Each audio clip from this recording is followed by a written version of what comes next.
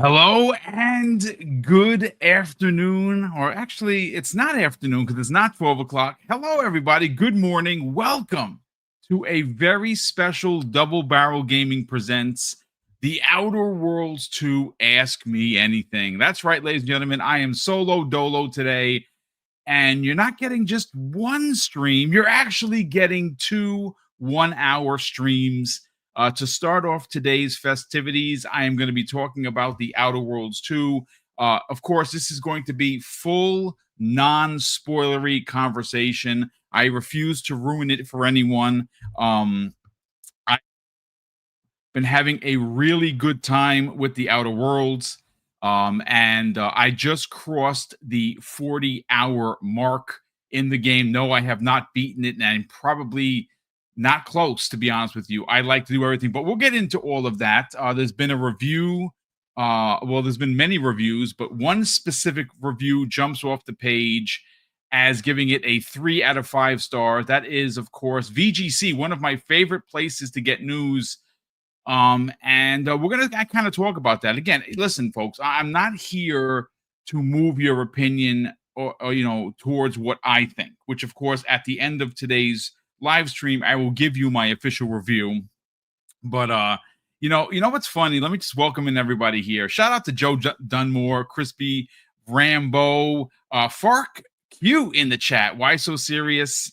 There's been so many others. Leonard Herrera, what's going on? Yeah, this is going to be a great conversation. I don't know how many people are going to tune in for this, to be honest with you. These Ask Me Anything reviews are something that most of the content creation community will do as videos. I prefer doing the live stream. I like sitting here with you and talking about the game or a particular situation. I don't mind doing the solo thing. And of course, shout out to both Mav from Fun Speculation and Dirt Griggity for their solo shows. It actually inspired me as an OG podcaster to do more of these, which is why I'm here solo today. And obviously, Thursdays are normally reserved for the new episode of X Vlog Live, but unfortunately, C Money had work commitments that he could not, obviously pawn off or not do himself. So he should be back next week. But so for today, the scheduling is going to be we're doing the Outer Worlds Ask Me Anything. And of course, from there, I'm going to take a little bit of a break, and then we're going to be streaming live the Bethesda event, which of course today is Fallout Day. And again, I don't know what to expect from that stream. It could be boring AF. They're going to be talking about Fallout 76, which is great. That's fine. That's coming. The Burning Springs DLC will be out in December, along with the Amazon season show for season 2 for Fallout. So there's excitement there. That's actually not why I'm tuning in for it. But you know what? Right now, I kind of want to just focus in on the Outer Worlds 2 by Obsidian. And again, I have to do a big thank you to both Xbox and Obsidian for trusting myself and, of course, Double Barrel Gaming for this review. They did provide a copy of the game for review, which I have been playing nonstop since I got it. And I'm very excited to talk about it. I've been busting at the seams to talk about it. What I want to do first is kind of just, wait for some folks to get on in here. We already have 62 people here. Again, I don't know how many people are actually going to tune in. I do want to just kind of, throw it out there right on Front Street that we're not spoiling anything here. Again, it's non-spoilery. You don't have to worry about me, letting the cat out of the bag. Yeah, we're gonna definitely have some conversations. We're gonna go over the reviews. I have a couple of reviews from people in the community that I kind of want to just highlight and shout out. Listen, it's great to be here. As you can see, I have the backdrop of the Outer Worlds 2. This is a thumbnail that I created, and it looks pretty dope, to be honest with you. So again, I'm happy to be here. And you know what? It's funny. I was just thinking to myself, I've been podcasting. We'll be doing it 8 years from my first video, November 3rd of 2017. And I still get butterflies. Like I still get a little nervous and anxious to be here in front of the camera. Not so much solo, but whenever I have a review on my mind, I'm always a little nervous because, again, obviously, you are tasked to doing this review. I don't take any of these reviews lightly. I do take everything that we do here extremely serious. There's no off the cuff conversation. If I'm going to review something, I have to play it, which is why I haven't given an official review for Ninja Gaiden 4. I'm only up to the 6th chapter. I don't think I've played it enough. I think I've played about just a pinch over 10 hours. And same thing with Keeper. Keeper, I'm 2 hours in, and I know it's a short game, but I cannot review so many games at once and be able to like legitimately give an honest review, which is what I'm going to do here today, because The Outer Worlds 2 not only has taken over my life personally, it's one of my favorite RPGs of the year, and I am a bit of at a crossroads right now personally when it comes to The Outer Worlds 2 versus Avowed. Avowed for me has until right now has become my solid game of the year. And I know there's going to be some people that might push back and say, "Oh no, Expedition 33 was better."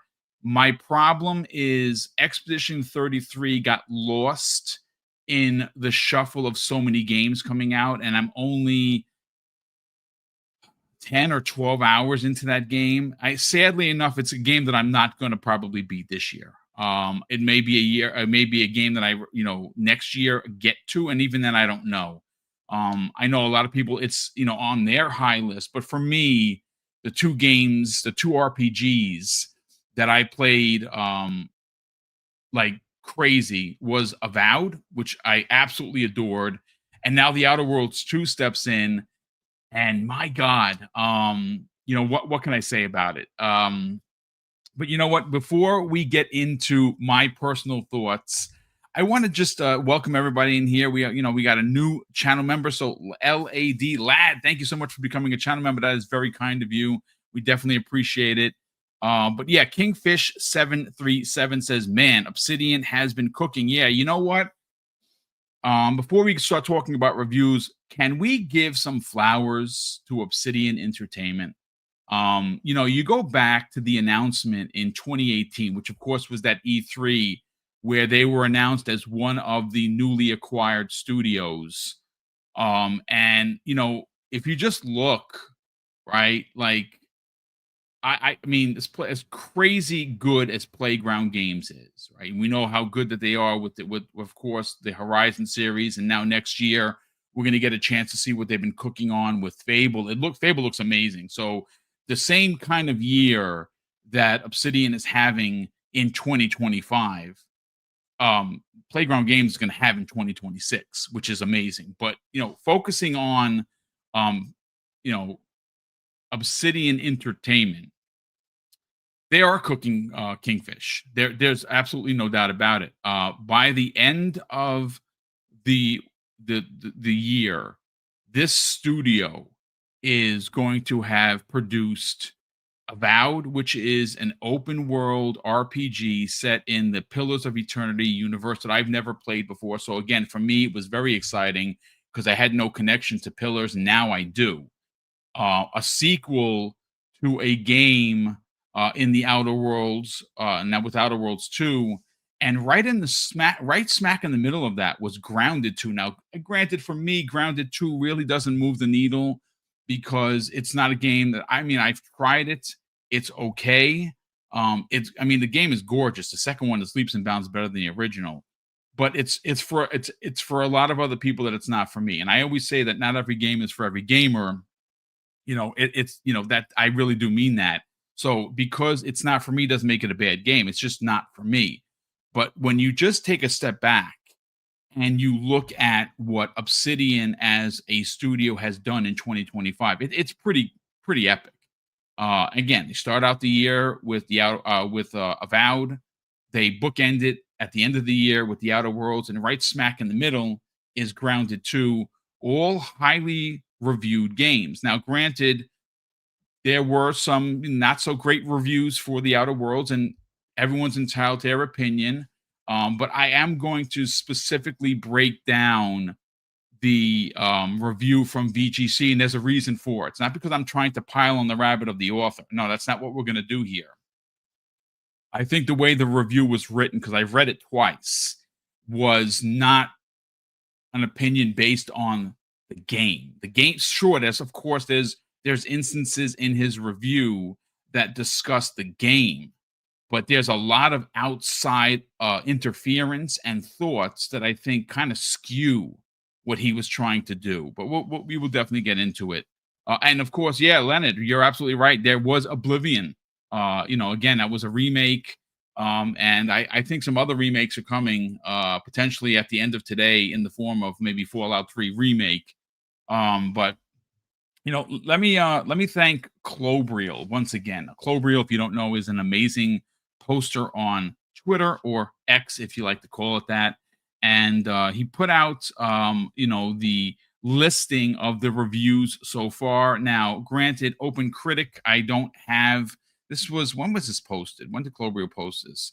9:11 a.m. So this was about 2 hours ago, give or take. And I'm going to go to Open Critic live on the air. And okay, so the the top critic average for the Outer Worlds 2 is an 81. And the critics recommended is 90%. It has the strong recommendation sticker on their on the Outer Worlds advertisement.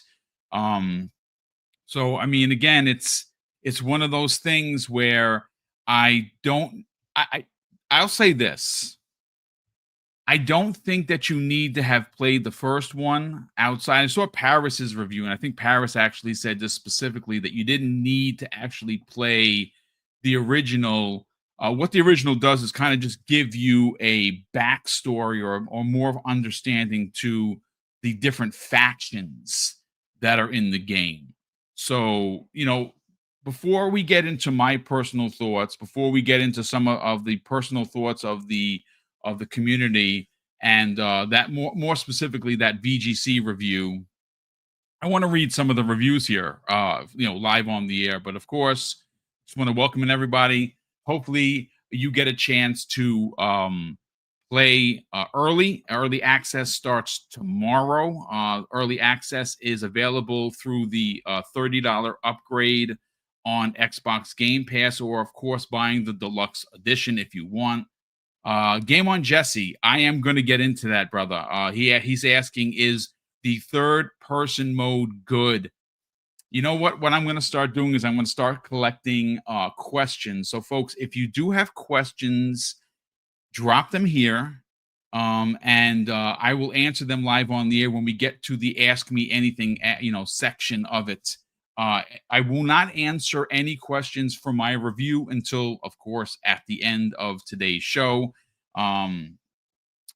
It's James Kofi in the chat says, "Sup, Boom? It's a beautiful Xbox morning." You know what? Let me just pump the brakes here for a second.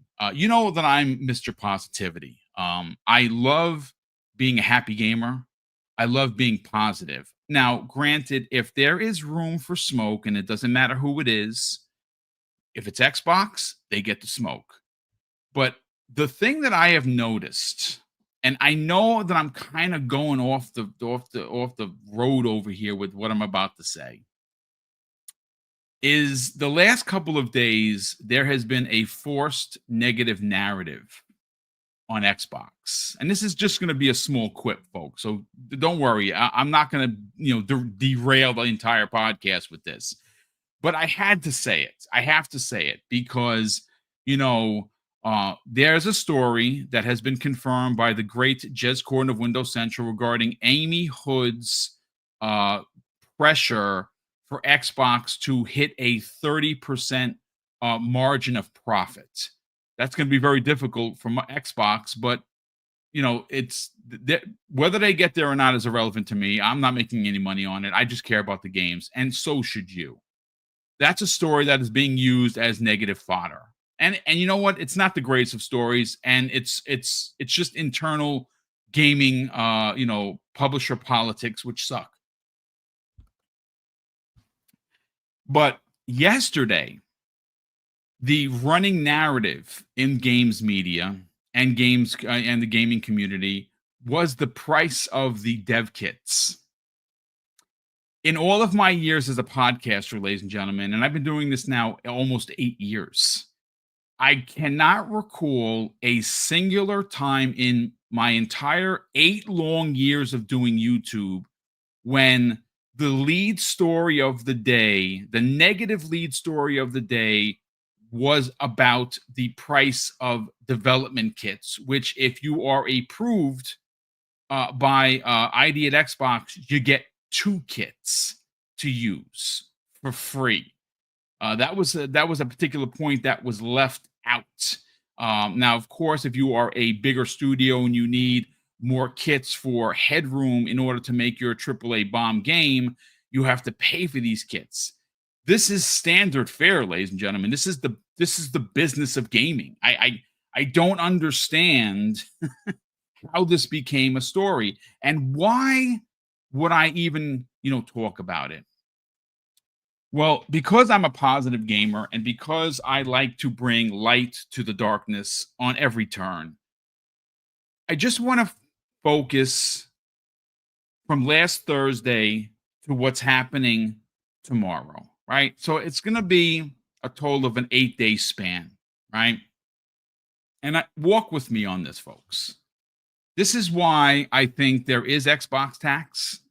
This is why I believe there is an inherent distaste for the Xbox brand, both in the games community as well as games media, because I'm going to string together what would be considered any publisher's calendar year gains versus a matter of 8 days for Xbox, right? And this is not fanboying, folks. This is not capping. This is, let's read the room and let's take the evidence-based conversation and talk about it. So if we're going on an 8-day span from last Thursday to tomorrow, last Thursday, you had the release of the Xbox Ally and the Xbox Ally X. Price aside, it's an option for someone who wants to invest in an Xbox handheld. Whether you do or you don't is entirely up to you. Whether you can afford it or you can't is your purse strings or bank account. I have nothing to do with that. I'm talking about the day itself levied 2 pieces of OEM partnered Xbox hardware. That was Thursday. Friday, you got the release of Keeper, which, in my opinion, is probably one of the best games that Double Fine has ever put out, both in scope and art. It is a moving picture. Yes, it is a walking sim. I know some people try to, use that as some sort of a thorn, or take the air out of the balloon kind of conversation. The game is fantastic. I'm only 2 hours in. I know it's about 5 to 8 hours, and maybe it's memorable I know it's memorable for me already. Maybe it's not for you. Fine. But that was Friday. Monday comes along. Tuesday comes along. And what do you get? Ninja Gaiden 4. Yes, it's a multi-plat. Game Pass. Same thing for Keeper, for that matter. Then today, embargo lifts on the Outer Worlds 2, which is why we're here. Tomorrow, Outer Worlds 2 releases, early access, 5 days early access. Whether you decide to upgrade or not, fine. So you have 3 games. Friday, Keeper. Tuesday, Ninja Gaiden 4. Friday, you got the Outer Worlds 2. That's 3 games, ladies and gentlemen, from Xbox Game Studios. All right? Today is Fallout Day. Now, I don't know what's going to happen. It could be nothing, or we could get a shadow drop. And again, this is just me spitballing, that Fallout 3 remastered or remake, whatever they want to call it, gets dropped. Now, I don't know if that's going to happen, but there's still Fallout Day happening. It's still an IP that is owned by Xbox. Tomorrow, what's happening? The Halo Championships, folks. We're getting potentially 2 new Halo reveals, one of which has basically been confirmed to be the Halo Combat Evolved remake in Unreal Engine 5, which is releasing next year to celebrate the 25th anniversary of the game. And then, of course, the rumored new multiplayer that they're going to show off as well. So think about that for a second, folks. Again, that's why I asked you to walk with me on this. How could any of this be negative? What Xbox will have done in a matter of 8 days, from Thursday of last week with the release of the Xbox Ally and the Xbox Ally X, to the bookend closing of the Halo Championships and 2 Halo games revealed. And in the middle of that, you have Fallout Day and 3 Xbox Game Studio release titles. That's 8 days. That is more conversation and gameplay and hardware than you have seen from some publishers in an entire calendar year. But yet, ladies and gentlemen, Xbox is dead. Xbox is dying. And again, I know that it's not a part, it really shouldn't have been a part of today's conversation, but I see people talking about it in the chat. And who am I not to hit and talk about a hot topic? But again, I want to keep it a buck, and I'm always going to be real with you. And I had to say what I said. So it's one of those, I said what I said gif. Just imagine me doing that. But let's bring this right back to the Outer Worlds too, ladies and gentlemen, which is why you are here. So I want to pull up the scores. Thanks again to Clobriel for putting all of the scores, or some of the scores. It's not every one of them, but it's a nice chunk of the scores. So I'm going to go from top to bottom. Right, I'm going to read what we read, and of course, obviously, if you're going to do your due diligence to find out whether or not the game is for you, and you do base that on reviews, I say go to OpenCritic, go to Metacritic, see what the people are saying, see what your favorite gamers are saying, and obviously stay around so I can give you my review. So, Digitech Magazine gives it a 5 out of 5.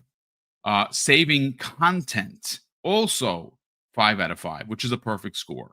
Doesn't mean it's a perfect game, but they gave it a perfect score. PlayStation Universe gives it a 9 out of 10. Serious Gaming, 9 out of 10. Digital Anime, Digital Anime, 9 out of 10. Xbox Era, our good friends, John, Nick, and of course, Jesse Norris, one of the best reviewers in the business, 9 out of 10.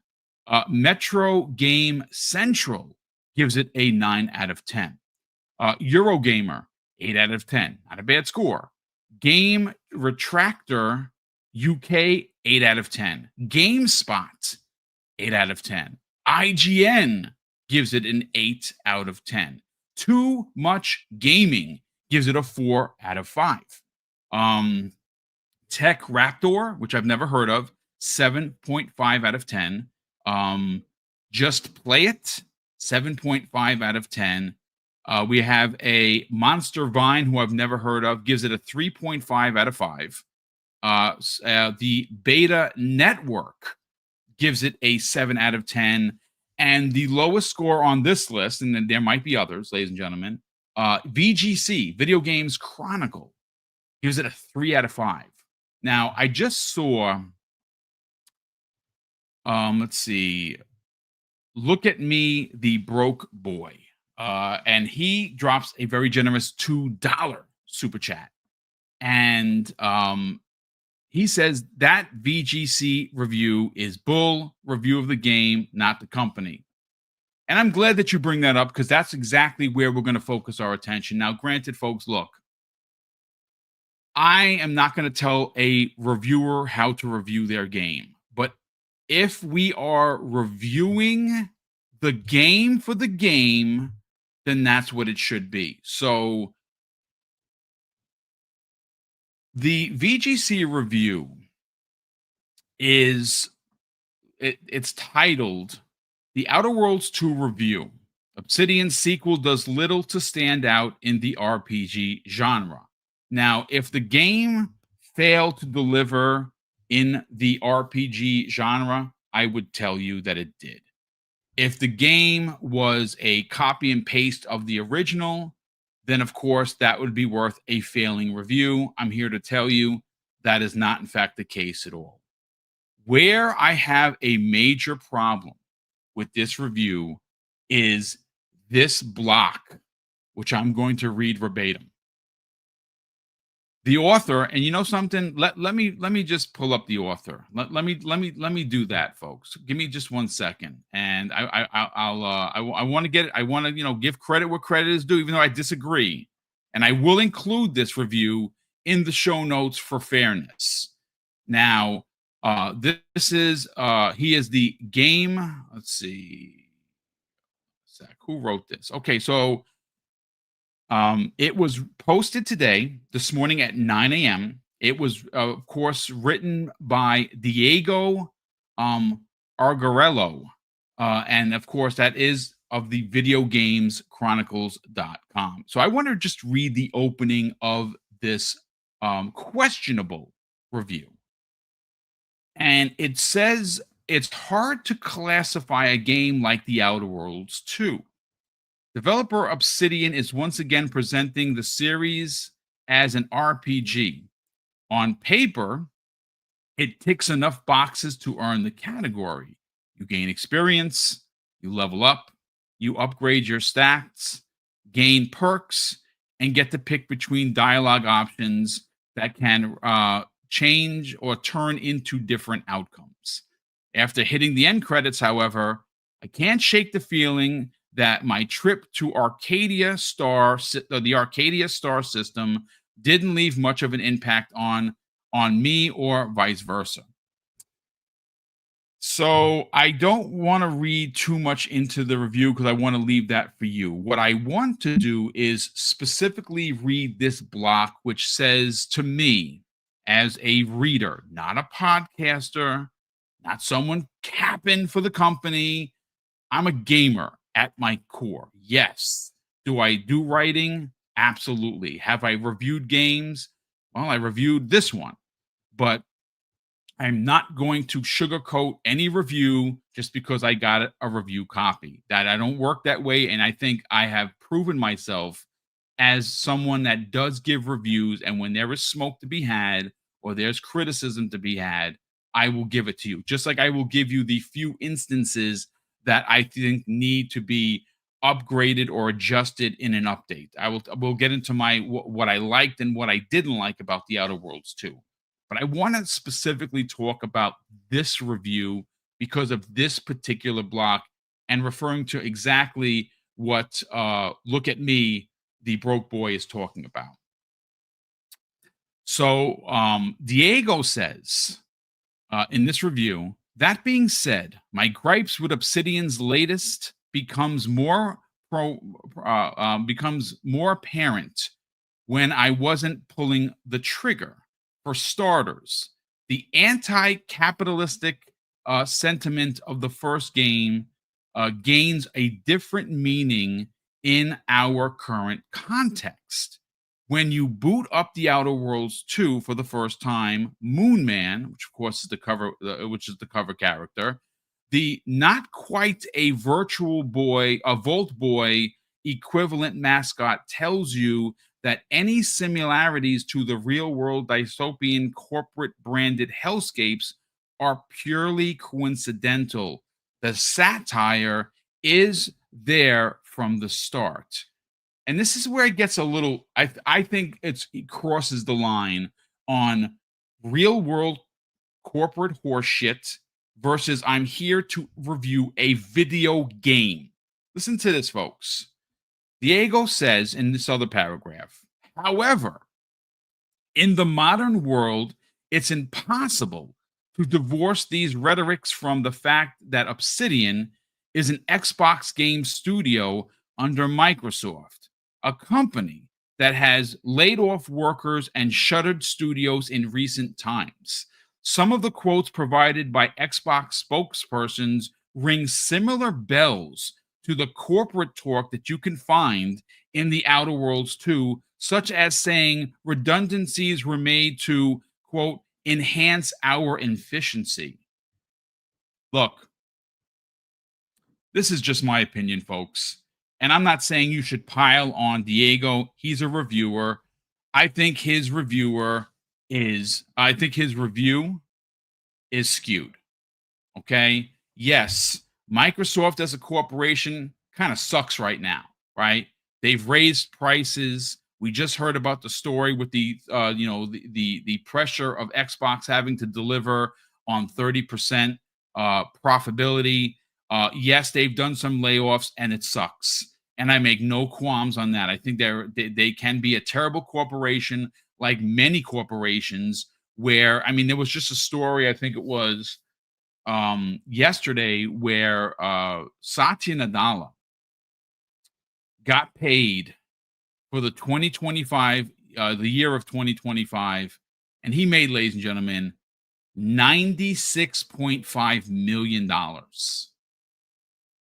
Is that not the most ridiculous thing I've ever heard? Yeah, it is. I don't think that man is worth $96 million. I don't know if anyone in the world is worth $96 million for a singular year. But I don't care, because I am here to talk about video games, more specifically, the review of the Outer Worlds. So, having any corporate rhetoric being baked into this review, I think is ridiculous. I honestly think it's ridiculous. Now, I don't think that anyone should go on a hate brigade for Diego or VGC. He's a reviewer. He gave his review. I think his review stinks. Sorry. But I don't think anyone should go after the person because their review doesn't match, yours. And you don't have a review yet because you haven't played the game. I have a review, which I'm going to give on the back end. But with that crummy review comes a couple of really good ones. And of course, I want to bring my brother in, not my real brother, but Nico Muller. He is one of my favorite people on X. Always talking about video games, always keeping it positive, always just promoting family and fun and the love of what video games are supposed to be. And that is an escape from reality, right? A lot of us play games because some of our days just suck.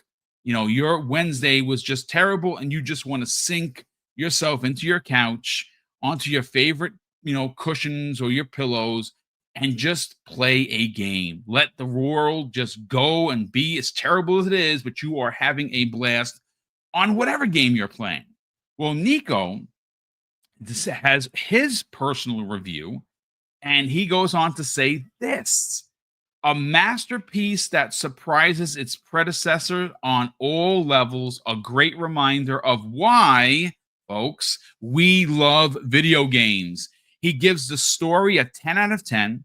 He gives the graphics a 10 out of 10, the sound a 10 out of 10, the gameplay a 9 out of 10, the replay value a 9 out of 10, and his overall rating of the Outer Worlds 2 for Nico Muller, 10 out of 10. He considers it a masterpiece. And he simply says at the end, play this game. So shout out to Nico for that. Now, we have a few others here. Of course, I want to bring in, let me see if I can find it real quick. Danny Pena. Now, I don't know what Danny said. I know that Danny Pena of Gamertag Radio is promoting his, but I'm going to read what he wrote as the lead up to, of course, his review. He says, the Outer Worlds 2 review, here's why it's a must play for RPG fans. So, of course, I'm going to include Danny's review as well as Paris's review to help promote their work. Because, again, I love those guys, and they are really, really great, community members. We have Jez Corden Jez Corden of Windows Central, one half of the Xbox 2 podcast with Randall Thor, two people that I really like in the games industry. Well, he wrote a review, and his advertisement, and it's funny, and it is satire, but it is prevalent.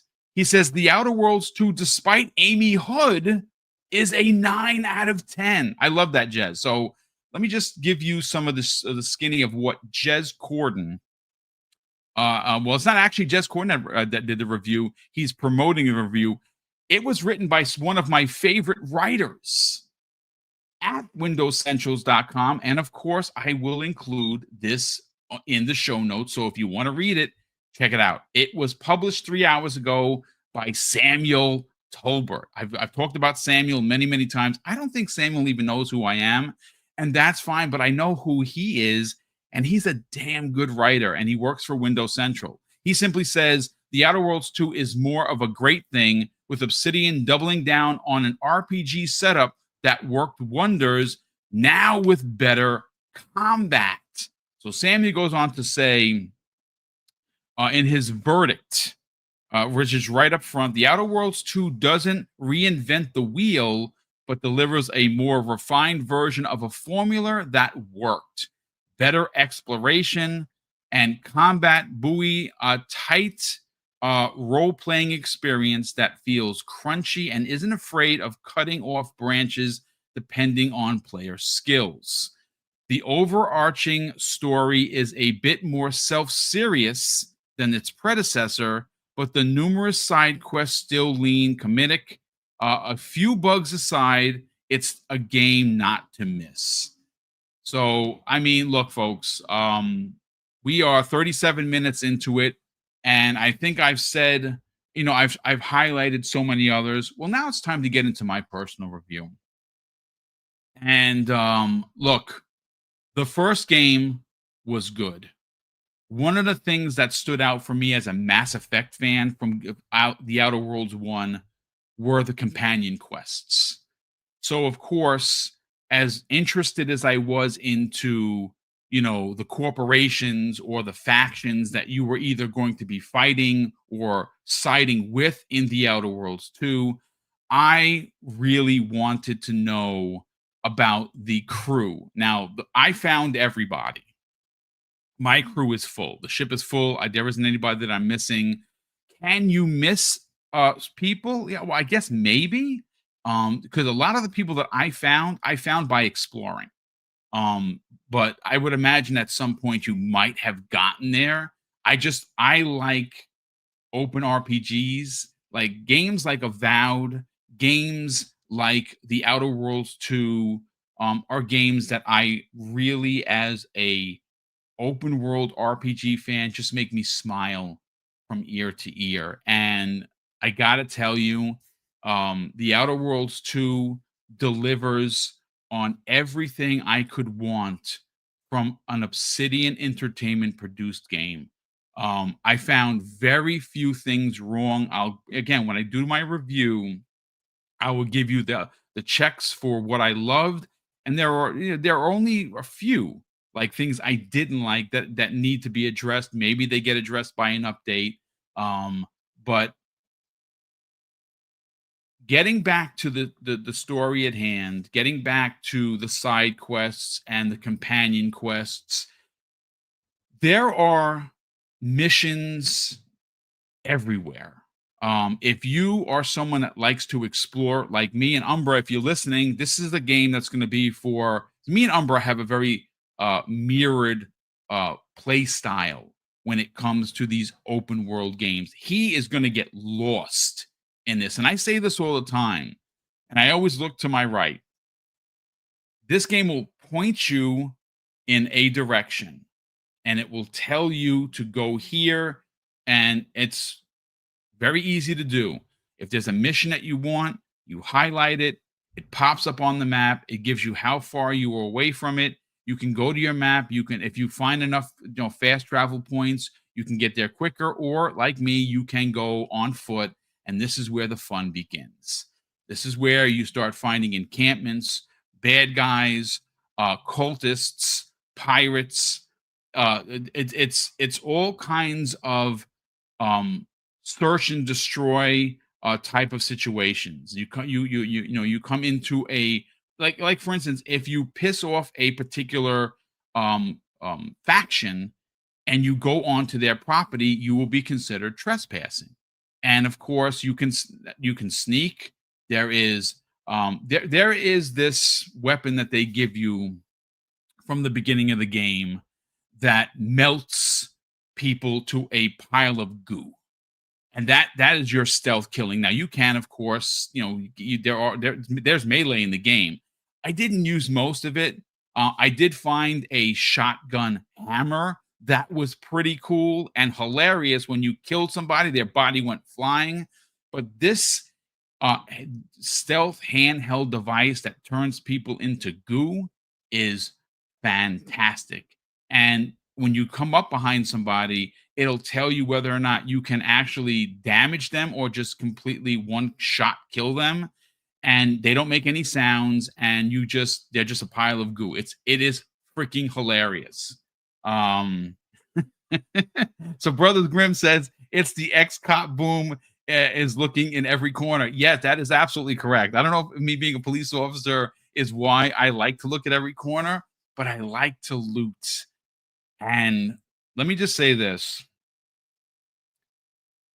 Sorry if I'm a little all over the place. I'm never gonna be that guy that just, cookie cutter does a review from, asshole to elbow. I'm gonna be all over the place because I'm very excited. To say that this game has not delighted me from the start of the first screen to my 40 plus hours, because I have just crossed the 40 plus hour mark. I have maxed out, I believe, and again, I don't know because I just hit it. The level cap, I think, is 30, at least on the screen, because obviously the more you level up, the more your companions get new moves and new things that you can do. I hit level 30 right before we went live. I don't know if I'm going to continue to gain points. I hope so, because the RPG-ness of it is there's a lot of things you can do. Some of the things that I picked, like for me on like the perks, I picked guns. I picked sneak or stealth, but I stopped at two. I really kind of wish I didn't see a way to recalibrate them, and maybe it's something I missed, or maybe it's something they're going to add when the game goes live, that I can respec everything. As of right now, I didn't see how to respec. I would have gotten sneak out of there. I did hacking, lock picking. Let's see, there was something for electronics. So I focused in on, I think, 7, and I believe there might be like 12 or 15 different perks that you can take. Some I have 0. I was not trying to be a master of all. I was trying to be a master of like seven of the traits. So that's how I did it. And what I love about what Obsidian does with their RPGs is they allow for you to be the character that you want to be. Nothing is forced. Everything that you do in this game is your personal choice. There is a very, very big choice towards the end between two corporations or two factions, and I just discovered, and again, there's no spoilers here, folks. I'm not even going to mention who they are. I'm going to let you enjoy the game and discover everything for yourself. But I literally just discovered before there was a way to meet in the middle and get them to talk and work together. And I put the biggest smile on my face. And of course, like Mass Effect, there is a system of, and again, I always like to give a shout out to Pong Soul, who is one of my favorite content creators, but he, as a video game player, is an evil man. Pong, if you're listening, I love you, brother, but that is not the guy you want to give a gun to and a starship to start cruising, because he is going to pirate the shit out of you and anyone in his path. He played Starfield that way, I believe, and I don't know. I haven't spoken to him yet, but I believe that he will, of course, um, probably be an evil, SOB. For me, as you would imagine, because I don't like being a bad guy, not even in video games. I morally can't be an a-hole. I don't like it. It makes me feel icky, I guess is the best way to say it. So of course I am on the high, well, not the highest. I got some ways to go, but I'm on the high spectrum of trusted with all of the corporations so far, with all of the factions. I keep so that's just me. I'm sorry.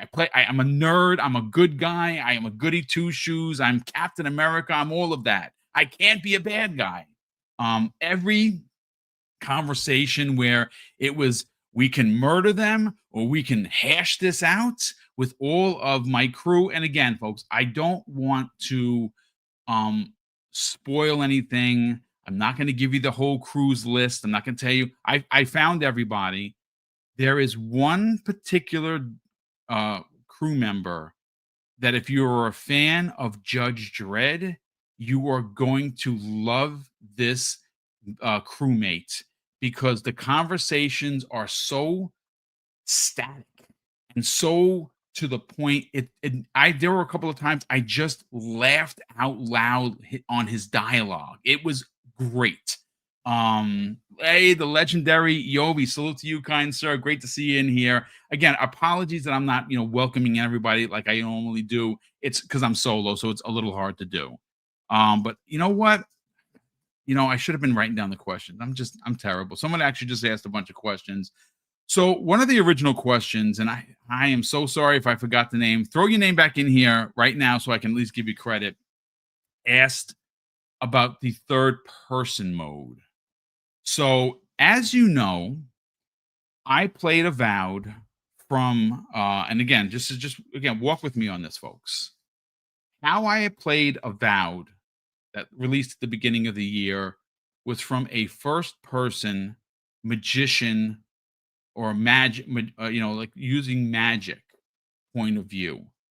And Jamie Moran, who I work with on Tuesdays, played his game through third person and through melee. And when the new game plus starts for that game, hopefully it comes by the end of the year, I'm going to play Avowed again, but I'm going to play it differently. I'm going to play from third person and do it from a melee perspective, bringing it right back to the Outer Worlds 2. You start out as first person, right? You're playing, you're doing your thing. Gunplay, we're going to get into all of that. I got a lot of high marks for gunplay, but I started out at first person and I got about 8 hours in. And I'm like, wasn't there like a third person mode? And I talked to a couple of people and like, yeah, you got to press this button. I didn't even know. So I was like, well, there's a third person mode. And I got to tell you, I never went back to first person.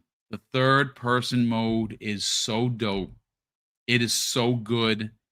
I don't even know what to say.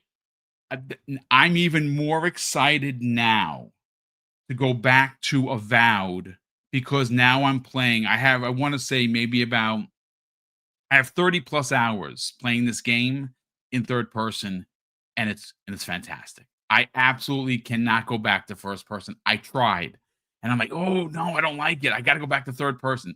Third person in the Outer Worlds 2 is phenomenal. So I know someone. So we have Michael Santiago's his question: who was your favorite NPC without giving it away? Okay, so you have a bunch of crew members. Again, I don't want to spoil anything. My favorite crew member is the one I just talked about, Michael, is the one that's like Judge Dredd, because the Order, which is what he's from, is very militaristic, and they're very it's so pointed. It's to the point, like I'm like literally laughing at the dialogue because it's so on the nose of this has to be the salute to it's Judge Dredd to a T. So if you like Judge Dredd, I think you're going to dig the character.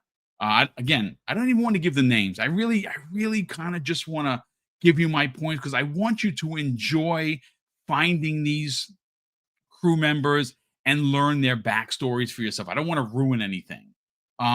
It says, why so serious? Can we have, I guess he's asking, can you have pets? You can add creatures to your ship. You can find them, you can buy them. I bought a couple, but they're like, they're not like side characters. Your teammates, your crew that you go out with, you pick like you did in the original who you want to bring with you. Some missions will kind of suggest that you should bring a particular person because that you're like, for instance, when you're doing the their side missions, when you're doing the cruise missions, the companion quests as they're known, um you obviously have to, you it I but I've never went and tried to do a mission without them because you obviously need them because you're doing a mission. Like I've gotten to like a terminal and say, oh, you need this person here. Oh, I got to go back to the ship. I fast travel, get the person, and then come back to it. So if you're going to be doing any of the companion missions, you're going to need that companion with you. Some of the companion missions are full on unbelievable. I have a couple, and again, no spoilers here, folks, that were you had to there was one particular crewmate or member of my crew that I had to I think I we wind up doing like 8 different missions to finally close out. And I don't even know if we're officially closed out because I haven't beaten the game yet. I'm 41 hours in, but I haven't there's a lot of game left. I'm probably going to beat the game around 60 hours because I'm not. Listen, if you are disappointed that I didn't beat it before my review, I guess you're not following me then because I don't play those. I don't play games to beat them so I'd be able to talk about them. I play games like this is how I play them. I go everywhere. I look under every nook and cranny. I try to find everything. As a matter of fact, I kind of want to just transition into the gunplay. Now, one of the biggest complaints from the original is it kind of felt floaty, right? It didn't feel like it's on the nose. One of the things that we talked about last week, if you remember, is that they went to different studios to get advice on The Outer Worlds 2. And one of the places, if I recall correctly, is they had conversations with Halo Studios. I'm going to tell you this right now. The gunplay is 100 times better. It is so fast. It is so slick. And there is a lot to do. There are a ton of different types of ammo. There's electric, there's explosive, there's corrosive. Um, and the way that like I said, you can find a gun and the gun will have like plasma, for instance, as its ammunition. And like why I say that you have to, especially if you are a looter kind of player and you want like really weird off the cuff, I did not know this existed type of weapons. So I found one that did a damage. I just sold it, and now that I'm thinking about it, I probably shouldn't have sold it because I didn't even get a chance to use it. But it was a shrink ray. It did 3 damage, right? Not a lot of damage, but you shrunk the enemy down to the size of an ant, and you literally just stepped on them to kill them, right? So why would I sell that? Why I would sell that is because I found a long arm shotgun that shoots plasma based rounds. It melts people, it melts them into piles of goo. But what's special about this is it's called the Whisperer. It is a silenced shotgun. It's gold tiered. And this, like, when you find the shotgun, for instance, you're going to see early on, you'll find a particular one shotgun. It'll have like um damage 8 times 8, right? And that's, you're like, okay, 8 times 8, that's, that's a lot of damage. In the beginning, sure. Towards the middle of the game, really not so much. This gun that I found, and I found it on a dead body. I don't even remember where I found it. Does I think it's 88 times 8 damage. So what it's doing is I am one-shotting. Okay, no spoilers again, folks. There is a particular mission that you are tasked to do regarding a group of cultists. I took on this mission and I went to this particular location, and without even firing more than 20 rounds, I decimated the entire town without setting off an alarm with this gun, even from a distance. Because what it'll do is when you can change the scope, you can change the damage, you can change the rounds, you can do so much. This is an RPG ass RPG. That's the best way I can describe it. Same thing for your armor. Two types. You got the helmet and you got the actual armor. You can change those types. You can give different perks. You can change the perks. Like for instance, for the helmets, you can add extra slots for your weapons. You can add extra slots for your health, or you can add extra slots for your grenades. And the grenades, they're all types. There are all. I think so far I found like 7 different types. There's electric. There's corrosive. There's plasma bombs. There is a lot. So Rick L asks a great question. Are enemies always your level? No, absolutely not. You can come across, you'll see, like, for instance, if you're like super like low leveled, you'll see something, whether it be a creature, a human, there are robots, there are mechs. They'll have a skull over their health bar. Yeah, don't go that way. Go around them. Do not take them on. But yeah, so Satna says 8 by 8. That's like 12 or something. But yeah, sorry, Casey. I again, when I do the solo thing, um, I'm going to try and answer everyone's questions. I'm going to go back into it, so just bear with me here. John Harmer in the chat says, I missed when you were playing Boom, handheld or console or both. Oh, great question. So I have played mostly on the TV, but I have played minimum of 10 hours on the handheld, sitting on the couch behind me right here, playing on my my Xbox Ally X using a controller. I have used the actual handheld in my hand, and it works great, no problem. But again, I don't want to reiterate it, but how I play these handhelds, I'm using the Xbox Ally X the same way I use my Switch 2, docked with a controller. And I've used it, and I haven't changed any of the graphics, and it looks freaking tastic. Let me just get into another big point of view here. Let me just find it. Hold on a sec here.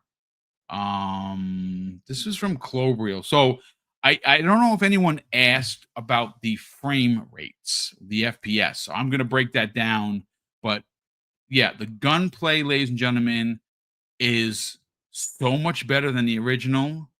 It's very noticeable, especially if you never play the original, then you won't know. But if you played the original and you're like, hey, Boom, I like the combat, but it felt kind of a little floaty. It's improved so much that it's legit first person or third person shooting combat. It's really good. I'm very much enjoying it. So these are the Outer Worlds 2 Xbox Series X FPS modes. They have 3, ladies and gentlemen, just like the Avowed. So there's a quality mode, And again, shout out to Clobriel once again for posting this because I had it written in my notes, but I want to give Clobriel some credit because he does a great job in this community. Quality mode is 30 FPS slash dynamic resolution. The top end is 1600p and it upscales to 4K. The balanced mode, which is what I am which is what I'm playing on right now. I like the 40 FPS mode. It's the best of both. It's called the balanced mode. You get 40 FPS, you get dynamic resolution, and it top ends at 1440p, but upscales to 4K. Now, the performance mode, as you would imagine, and a lot of people are probably going to play like this, are 60 FPS. Dynamic resolution that upscales to 1280p, and then and is being upscaled to 1800p. So for me, I've played the entire game in 40 FPS mode. I've liked it. And the reason why I like it is because Boom is a graphics whore master. The graphics here in the Outer Worlds 2, ladies and gentlemen, is phenomenal. You can absolutely see the Unreal Engine on full display. The character models look way better in the sequel. I do love the environments. Almost every planet you're going to go to is going to have a different flavor. There are worlds that are frozen over, that have snowstorms. There are worlds that give you a desert like, rocky look. There are worlds that you like, for instance, when you start out, is a very lush, colorful. I mean, the colors just jump off of the screen, and the game is just a marvel to look at. It just really is. Let's see.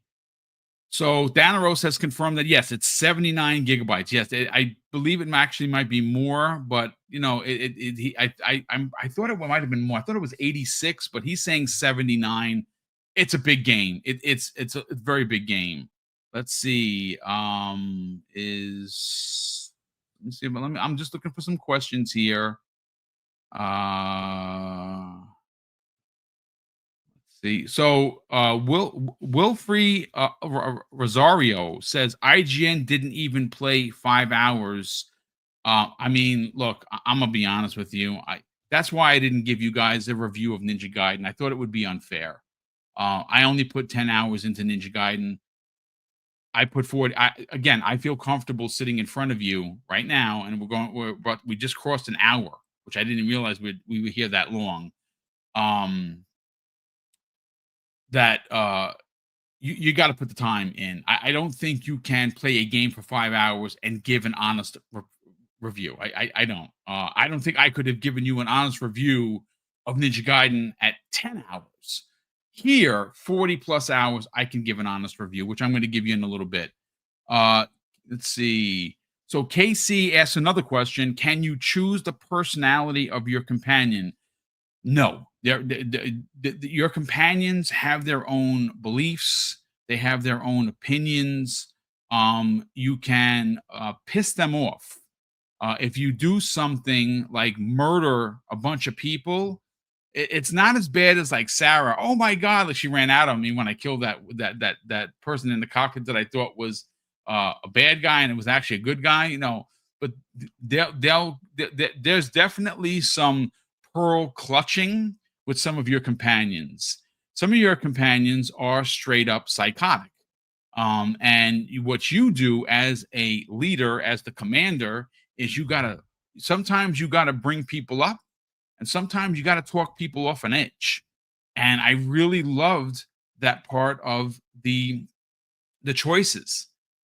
You play. I mean, again, I take this stuff super serious, and I try to be a really good person, and I like other people around me, even if they are psychotic, to try and be not as psychotic. And in many instances, when someone is so steadfast in their beliefs, and you get them to change, they thank you. There's been many of the companion missions where things could have gone completely off the rails, And somehow, by the way that because I have my speech up high very well, I'm at 10 in my speech. I think I have 10 across the board on all of my major choices, except for sneak, which I have two.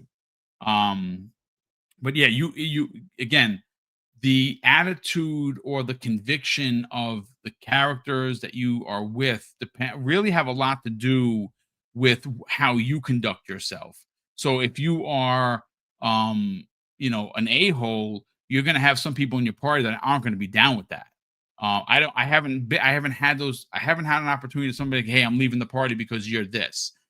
I've actually, again, have talked people off a ledge, and they thank you for it after you're done with their companion mission. So it's gratifying if you take the time.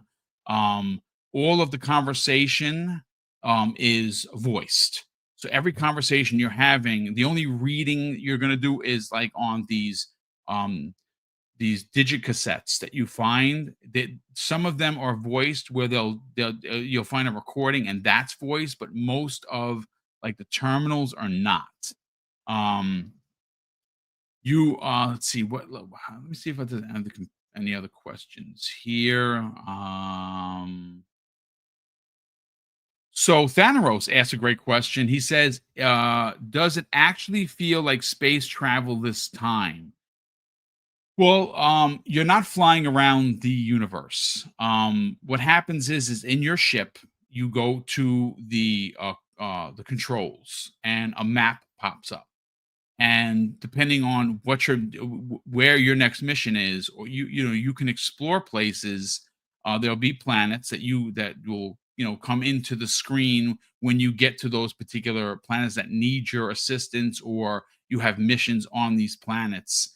But you would press the A button to go, and you'd get like a cutscene where it shows the planet, and it shows your ship traveling towards the planet, and then it shows your ship landing on the planet. There's no space controls where you're not actually flying around. It's not like Starfield. And honestly, for some people that really want like this monster-sized open world, the world is as big. It might actually be bigger than the original. The planets themselves are massive, man. Again, one of my one of my and I want to save it for the end. One of my frustrations, at least early on, was these giant mountainscapes that are in your way, and if you don't do your due diligence, like if you're doing a particular side mission that you need to get to the other side, you can only climb so much before you slide down or you fall off and die. So you have to be creative sometimes how to get to these things, especially if they're hidden. But that's one of my frustrations. I'll break it down, but let's see. Let's see what else we got here. Okay, so this is a good one. Hold on. Mm. LMNOP asks a really great question.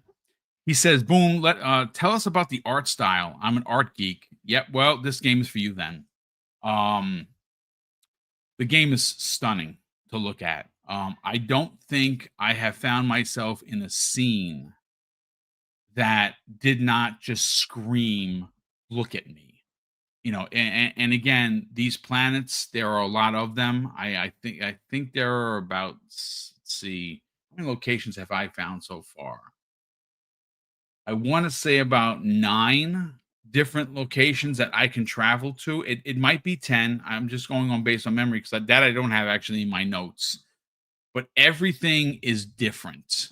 Um, like the and not anti, but the anti-choice starship that you have to go to for a bunch of specific missions is basically like when you land, it's polarizing because it is a corporation trying to sell you everything. There are um machines at every corner. It literally feels, ladies and gentlemen, like Vegas, except for someone trying to sell you shit.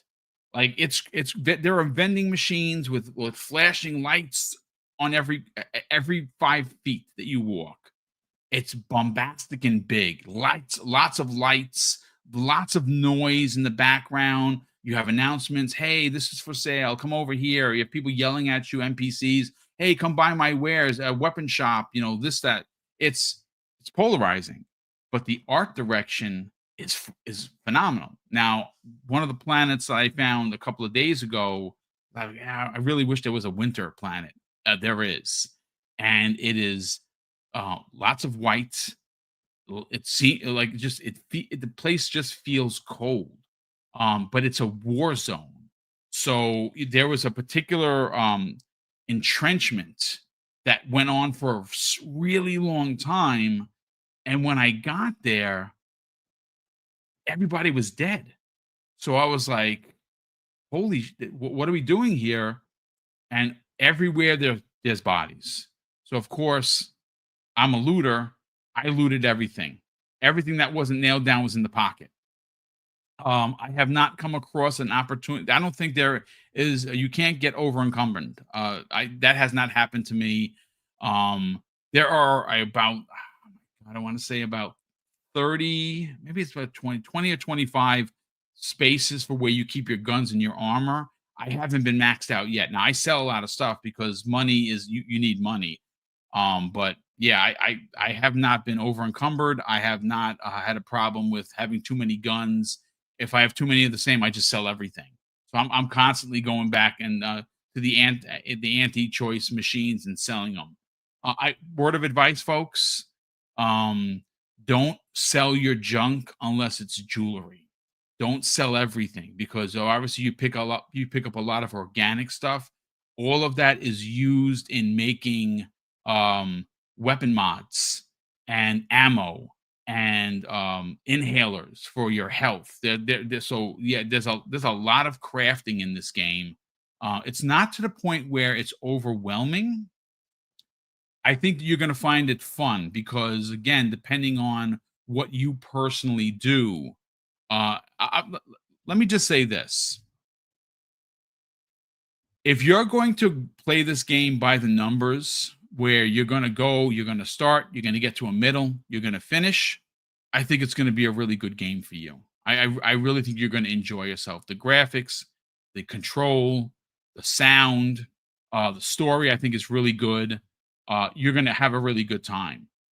I think, again, like I said for Avowed, and I do mean this again, literally word for word for the Outer Worlds 2, how much you personally put into this game is going to really affect your personal score. Like if you, like me, want to know about your teammates and you actually want to help them in their companion quests, you're going to get more out of this game.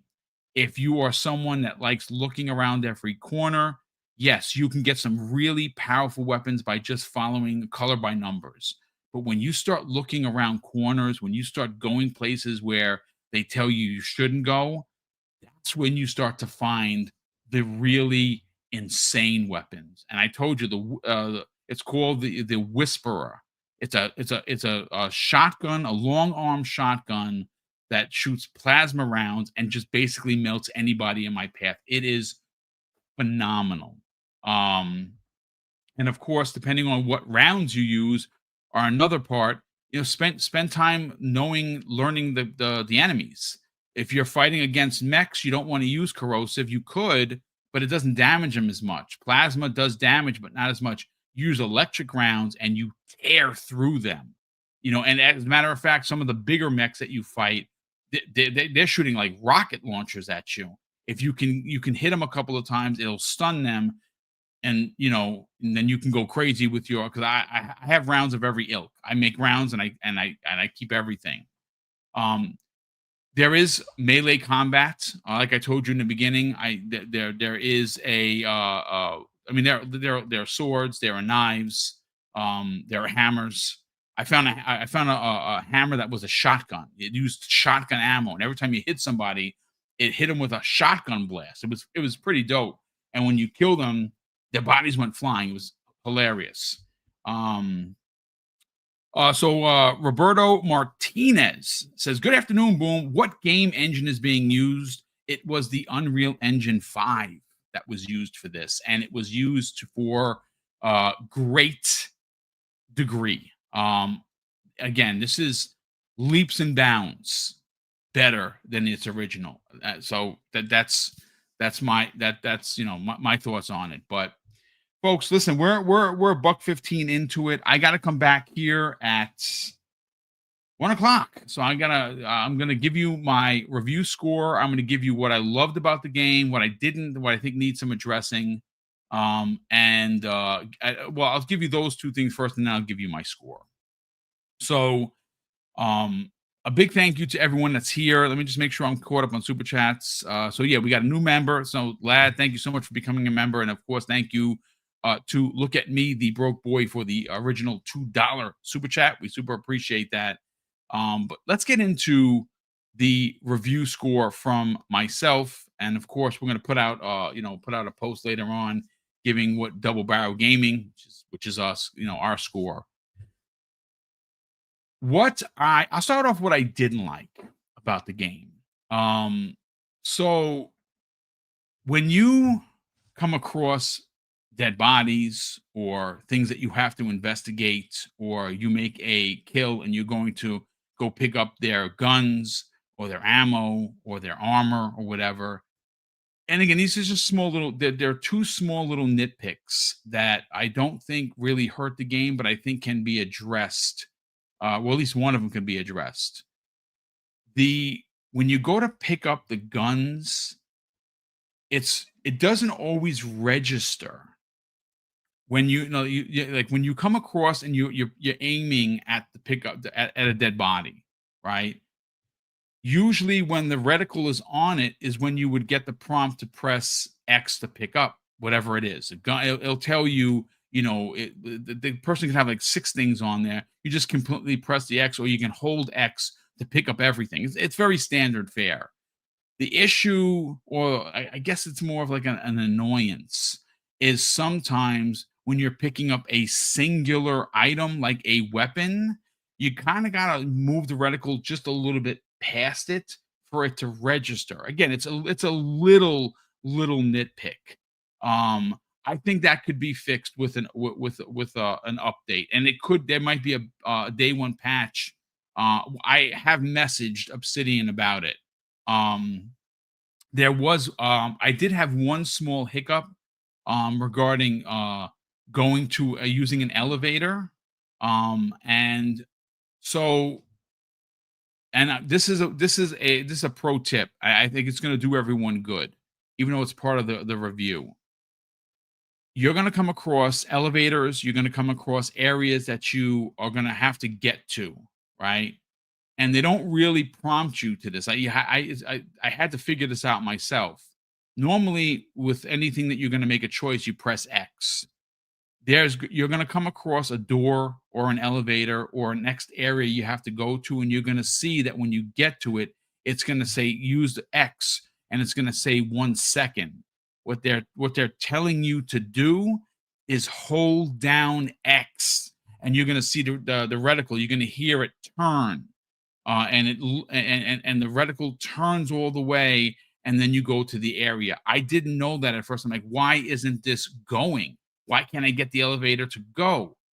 That's because you have to hold down X to get to the next area instead of just simply pressing X. Now, I think they did that so you wouldn't accidentally press X and go to a next area that you didn't want to go to. But that's again a little of an annoyance.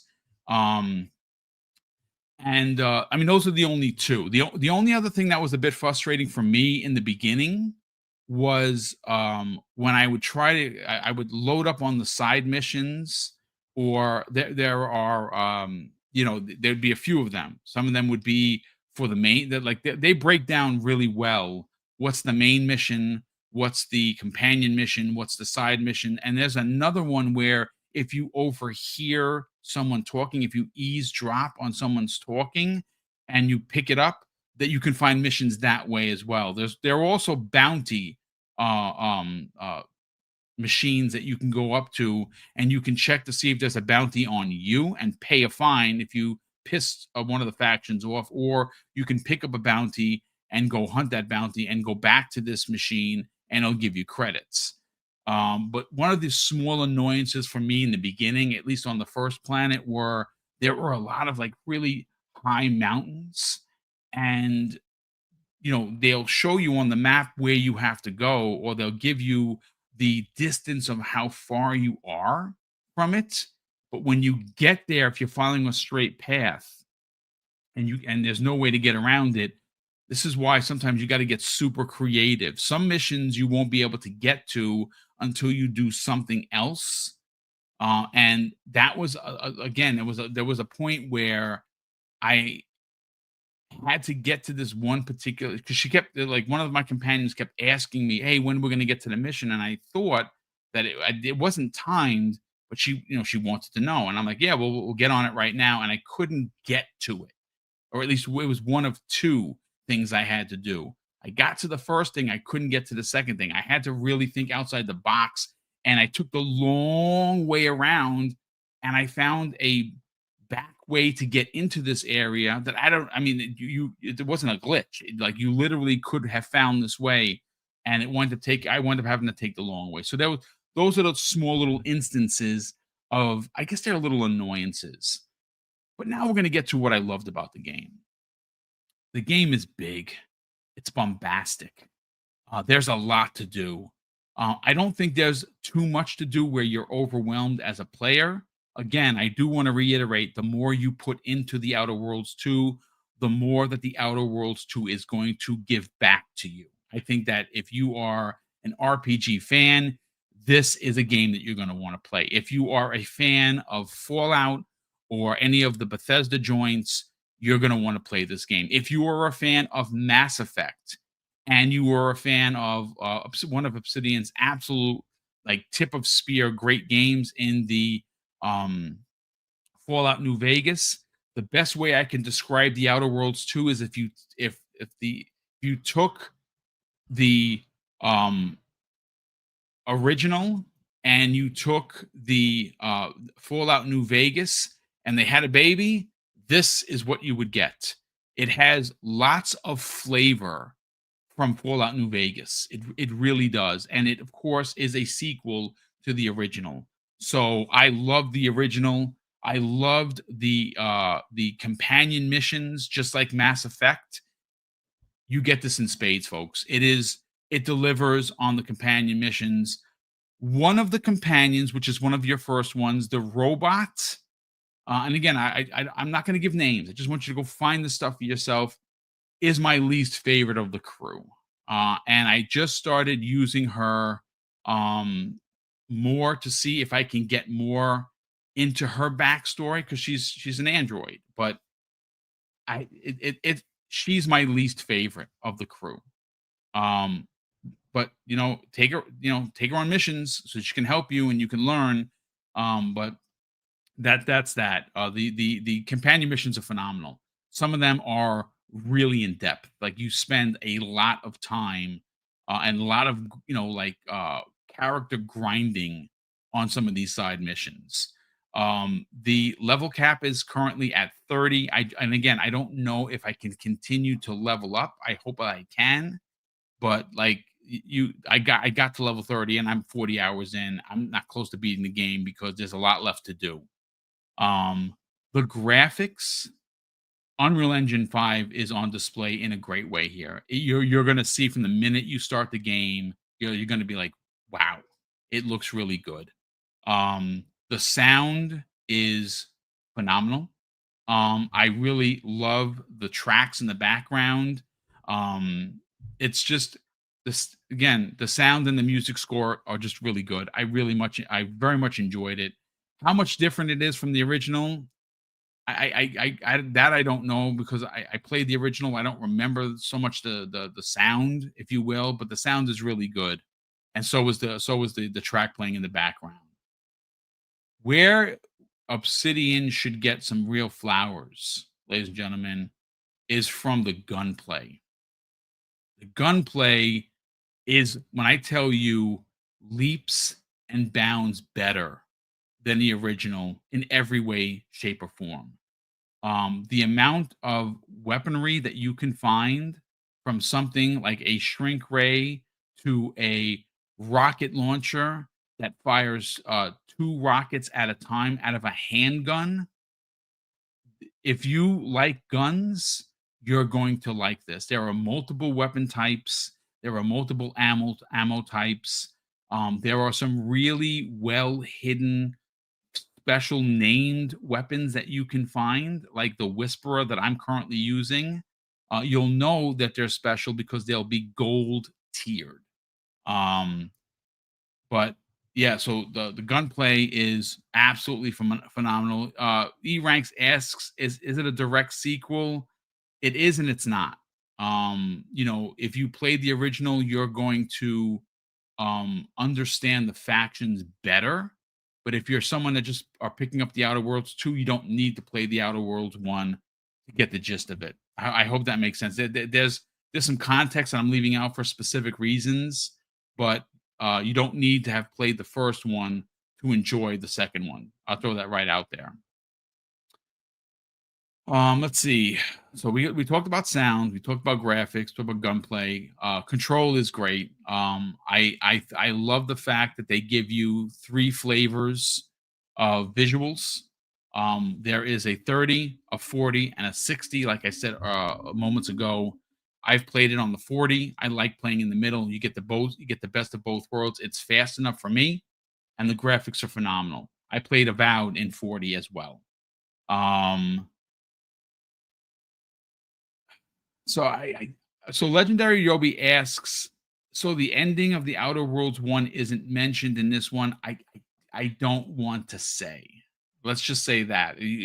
Play the game, you'll see. You'll see what I'm talking about. But overall, this I'm at a crossroad or I have a conundrum building in my mind, ladies and gentlemen. For the entire 2025 campaign, Avowed has been my game of the year. And now Obsidian has to go and ruin that with releasing The Outer Worlds 2, which has now encroached on that understanding and belief personally. I absolutely adored Avowed. I believe I gave Avowed a 9.5 out of 10. Well, folks, I'm here to tell you that despite the few little annoyances, The Outer Worlds 2 for me personally is a 9.5 out of 10. I found very little about the game that I did not like. Um, and I'm going to tell you how I know that this game has its hooks or its claws or its laser pistols in me. Pause. Um, the last 3 days, I have gotten up at 1 o'clock in the morning. I'll turn over and I'll get up and I'll do the one squint eye and I'll look at the clock and I'm like, oh my god, it's 1 o'clock. And I'll turn over and I'm like, I am reviewing a game. Maybe I should get up and I'll stay up to 3 o'clock in the morning. And that's at 55 when you got to get up at 6 every day, like Mrs. Boom and I do. It's not advisable because, as you can hear from my voice, it's a little bit hoarse. I'm still a little bit under the weather, but this game is all I want to play, which is why it's why I decided to hold off going full throttle on Ninja Gaiden and Keeper. I cannot pull myself away from this game. It is that good. The story is gripping. The writing is fantastic. The voice acting is on another level. There was very little that I disliked about this game. I gave you my some of my X's, if you will. These are all my check marks. I absolutely love what Obsidian has done here, and I'm excited to see where the franchise goes. And I just go back to that 2018 E3 when they were announced as being one of the studios that were acquired by Microsoft. I would dare say that out of all of the acquisitions that Xbox has gotten, Obsidian is by far my personal favorite studio at Xbox Game Studios. As much as I love Playground and I love what we're going to possibly see in Halo Studios, and I love what the Coalition does. My favorite studio is by far Obsidian Entertainment. And when I tell you they delivered in spades, I know there's going to be somebody that's going to come in that's going to say that I'm capping or that I'm a bot or I'm a corporate bootlicker or whatever else. Look, folks, I love playing video games. I don't care where they are or who they're from. Today, we're here talking about Obsidian Entertainment's The Outer Worlds 2. It is a 9.5 out of 10. I'm not the first person to give it a high score. I read you the scores. There are going to be many more. Some are going to be high, some are going to be low. All I can say are two pieces of advice. Ask your favorite podcaster slash reviewer and read their opinion, and then go make your own. That's the best thing I can say. Me personally, and shout out to Paris Lily. Let me read what Paris has to say here. Paris says, who has said that about Obsidian from day one. It's their most important acquisition. Yeah, I 100% agree. I think it's their out of that 2018 block. We know what happened with the initiative, right? We're not going to get into that. That it is what it is. But out of that block of 4 that's still there, which of course was Playground Games, Obsidian, Undead Labs. And, oh my God, what's the fourth one? Oh my God, South of Midnight Developer. I'm doing a brain fart, but those are the 4. Of those 4, Obsidian Entertainment, my absolute favorite for sure. But so my final thought on this, folks, is this. If I were to give advice about, because I didn't see the question, but I know, and Big Bad Mo says something, chew your own food, folks. Thank you. I think that's the best way to do it. It's gonna be an Xbox Game Pass. So if you're asking me, because I didn't see the question, but I'm gonna answer it anyway, even if it wasn't asked. Hey, Boom, should I do the $30 upgrade? My answer is yes. Now, if you have the $30, awesome. If you have enough points from the Xbox rewards, get it for free. Do it that way. That's awesome. I am telling you that this game is worth playing it early. Now, again, if money's a thing, please don't do that. Don't spend the money if you don't have $30. And I know people, well, it's only $30. $30 in 2025 is a lot of money, folks. I'm sorry, it just is. It's a tank of gas. It's a phone bill for some older folks, and it's a dinner out with the family. If you're going to get a pizza or something. So don't spend it if you don't have it. I could not have waited. If I would not have gotten it on for review, I buy all the upgrades. I buy all the deluxe editions, but that's just my buying habits as a consumer. But ladies and gentlemen, I hope that you enjoyed. I cannot believe that I've been on the air for an hour and 33 minutes, and I only took two sips of water. I'm getting better. I apologies for it being a review that's kind of all over the place. I don't like structure like that. I kind of like shooting from the hip because I'm one of you folks, one of us. I'm a gamer. So I hope that you enjoyed today's video. Again, I got to thank Microsoft, Xbox, and specifically Obsidian, not only for giving us a code for a review, but for trusting us with doing this review. And again, I know trust is earned, and a big thank you to you fine folks for again, I said it last night, we have officially crossed 8 million views on a channel that only has 16.2 thousand subscribers and has only been a part of YouTube for under 8 years. So we are averaging 1 million views per year, and that's not thanks to me. That's really thanks to you. So a big thank you, but appreciate that very much. Again, I do like the statement from Big Mad Mo. Chew your own food. Basically, what he means is I have always used reviews and people's opinions as a base, but I always liked playing and making my own review and opinion. And sometimes we align and sometimes we don't. Perfect example of that, as much as I respect what Andy Robinson and their team does at VGC, I thought that their review was very skewed.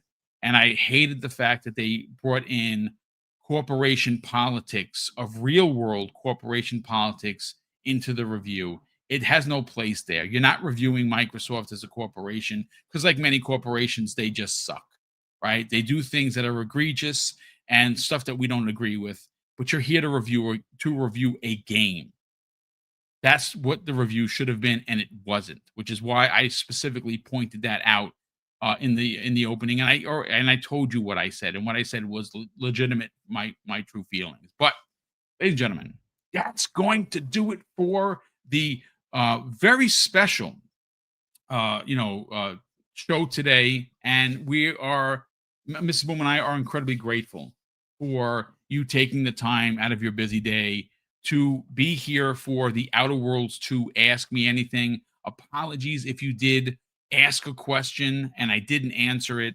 But I am going to take a few minutes to recover my voice, and I'm going to try my damnedest to be excited about the Fallout Day, because again, as much as I enjoyed Fallout 76, and I know there's going to be an update for Fallout 4, and whatever they're doing with that, it's not what I'm tuning in for. I'm tuning in for what else they got cooking. So hopefully they do. But, ladies and gentlemen, thank you so much for being here. A big thank you to the new channel member and the one super chat, Mrs. Boom, and I do greatly appreciate that.